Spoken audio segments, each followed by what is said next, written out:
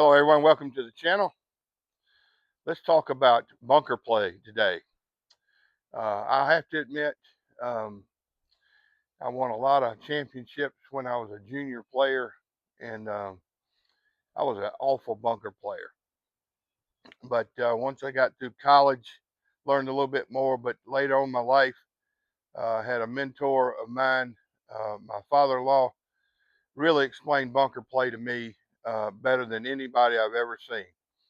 And I became a very good bunker player after that, especially when you're going up to the upper level of competition. You better be a very good bunker player. And the one thing I found was the better bunker player I became, the better iron player I became, and the more risk that I could take into certain pin locations that allowed me to shoot lower scores. So we're going to go over a few things, very simple things that I was taught that made me a better bunker player, along with a lot of work um, and diligence to become a better bunker player. So, but there were, even at my level, there were three things that my father-in-law taught me. Eric, first out, we got to get it out of the bunker. And believe me, I had trouble getting it out of the bunker sometimes. Second thing we want to learn how to do is get it on the green. And then the third thing we want to do is learn how to get it close to the pin. So with those three little things like that, my first goal, even as a college 4-year scholarship at the University of Maryland, my goal after these next few tips was just to get it on the out of the bunker. And as we practiced, then we got better at getting it on the green. And then as we practiced even more, we got better at getting it close. So it took some time, but these few things really helped me to understand how to play bunker shots and become very proficient at it. So, number one was how to use this golf club, the sand wedge. The sand wedge is designed in many different ways now. You can get now, back in when I was learning, it only had one sand wedge that was made, and it had a certain amount of bounce on it. And the bounce is the angle between the leading edge and the back edge. I call this the digger, which was explained to me, the front edge, and this was the skidder, the back edge. So if this was on a flat surface, perfectly flat surface, the more bounce you have, the front end would be higher off the ground than the back end. This club right here is 56 degrees with 10 degrees of bounce. So if it was perfectly flat, this front edge would be 10 degrees above the back edge as far as the bounce is concerned. Okay? So understanding that fact right there and understanding that the front edge is the digger edge for buried lies or firmer surfaces or firmer sand, and the back edge was determined by the skidder side, which the sand, when it's soft sand, it would skid through the sand. So the second thing is how to open my club face when I got in a bunker. I used to take it with my normal grip, my regular grip, and put my hands forward to open the face, which was incorrect. Okay? That would tend to bring the digger edge too much into play. Where we hit most of our golf shots is with the digger edge. So what I was taught was take the club. If you want to add bounce, more bounce to what you already have on your club, you turn the club first and then take your grip. So now the grip, the thumb would be more on top of the grip. Same with you put your hands on it the same way, but your thumb would be more on top because the club face is open.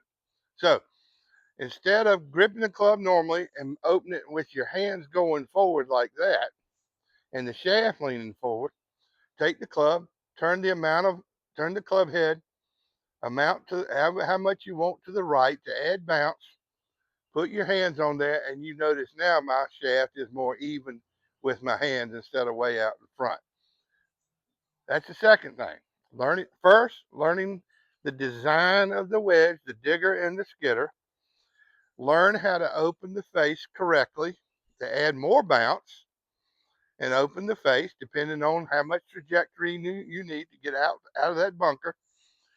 And the third thing was very interesting to me.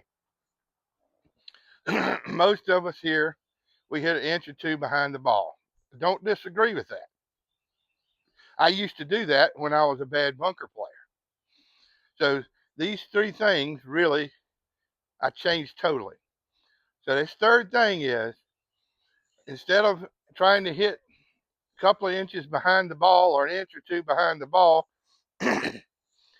depending on what the sand is like, whether it's soft or firm, I wanted to dig my feet in about an inch or two in the sand. And what that would allow me to do, so if I took my normal golf swing, then the bottom point of my arc would go, if I dug in 2 inches, then I was going to hit more under the ball instead of behind the ball. That's real key here. So naturally the club head would hit behind the ball, but I was not trying to do that. I was trying to hit more under the ball here. So I would come in here, I dig my feet in 2 inches, I take my club head, turn it open or to the right to add more bounce, take my grip, my shaft is even with my hands, and then I would swing with my normal swing. My face would stay open, and all I would do is try to hit under the ball because of the amount of sand that I dug in with my feet. Now, if it was soft sand, I wouldn't have to dig in as much because my weight of my body would lower me, so I wouldn't have to dig in as much. So maximum is about 2 inches that I would want my feet, bottom of my feet, to be underneath the top of the sand. So I didn't have to change my swing. I didn't have to change anything other than pre-shot to make me become a much better bunker player. And we went in the bunker. We had the face open, turning the club to the right, digging in 2 inches, and then we would swing our normal swing. We wouldn't have our body open yet. We wouldn't do any of that stuff. That opening your body, because you hear you want to open your body. If you open the face, you open your body. I get all that, but we would not do that. We would take our normal aim, the club face open, and we would just stand there and swing. And our goal was what? To get it out of the bunker and get it on the green. That was our goal at that point. Okay? So, as we went along, got more proficient of getting it out and on the green, we started to slightly open our stance just a little bit, but we still were trying to make the same motion. We weren't taking it outside. We weren't doing all this stuff. It was just trying to make the same swing I would make with a 7-iron. So, nothing fancy here. And so over time, when you had that soft sand, instead of digging in so much and not getting it out of the bunker, and then the next one was sculling it across the green because we're trying to raise up to miss the sand, then over time we learned how to use this club. It would skid through the sand. Remember, I opened the face up, and that skidder became more into play right here. And most bunker shots you'll hit, this is the edge you want to slide it right through the sand and skid. You can hear when a good bunker player on the tour, and they're excellent at it, it just clips that sand. It doesn't dig into that sand like most people do. And so when the sand is soft, and really most sand that I play in is really soft or has enough texture that's it's soft where you can use the skidder edge on it. Now, if you get in a bunker that's it's rained overnight or it's wet and it's a little bit firmer, then you wouldn't open this face quite as much as you would if it was soft. You would use a little bit more of the combination of the digger and the skidder edge. And then when the ball is buried in the bunker, don't dare try to use the skidder edge. That's for more advanced players. use that digger edge, and again, keep it simple. Get it out and on the green. No matter, it doesn't matter if it gets close to the pin in a very bunker shot for the average player.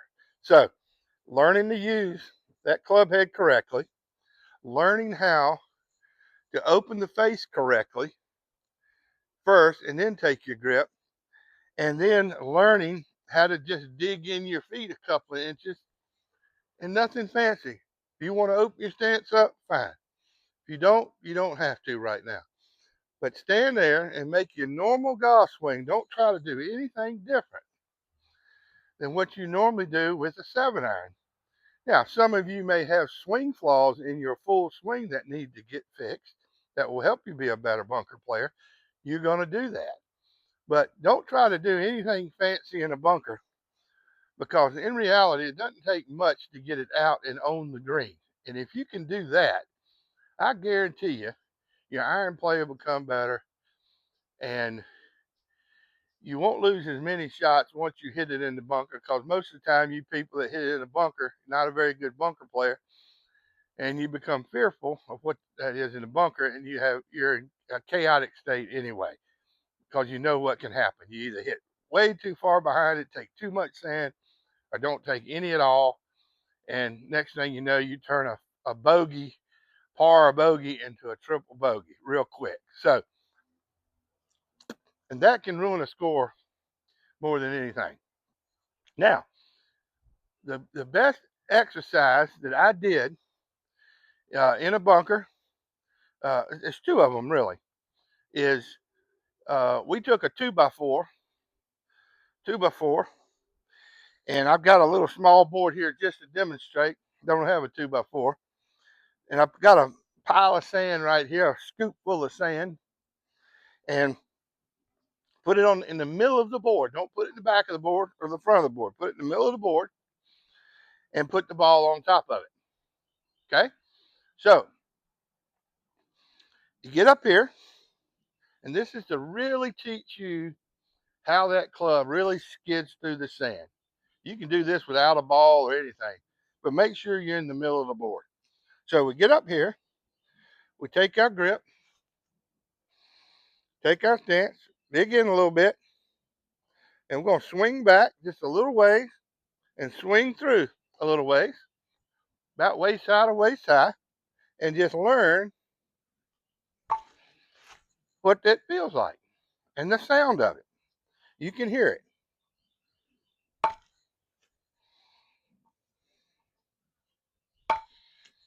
Versus the digger.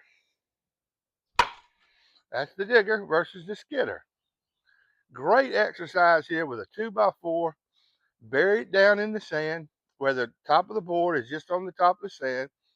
Take your scoop of sand with your club head, ball it up, put your ball on top of it in the middle of the board.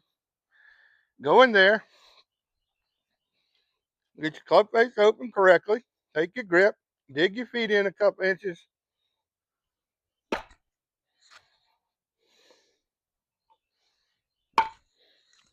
and swing. And feel that bounce, that skidder edge here worked on that board right there. Okay? The next thing we did, which was really to take the tension out of my arms and hands and feel the weight of the club head, was the 4-finger drill.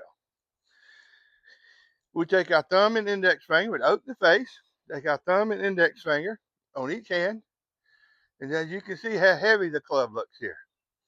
And we would just swing it back and forth, just like this, holding on with those 4 fingers, your thumb and your index finger. And this allowed me to feel the weight of the club. It really took a lot of tension out of my hands and arms and allowed me to feel the weight of the club. As you can swing here. This is also a great exercise for full swing. So it allowed me to feel the weight of the club. Then we got on the board. We got us a little sand, swung back a little ways with 4 fingers, my thumb and my index finger, with the face open, and just practice swinging and understanding how this club works. And I can guarantee you, if you become a better bunker player, that you will be a better iron player. You will save a lot of strokes because there's a lot of bunkers out there these days. So I hope this helped you. That's what's important here. It's not that I dress to impress today. It's about the information that I give you. And if you have any comments about this, please hit my comments on my channel here, and I'd love to answer your questions. And check out my other videos there on some other swing tips right here from the backyard in the beautiful Golden Isles in southeast Georgia. So I'll see you back next time on Stumpy's Corner. Get that bunker play done. It'll make you a much better player.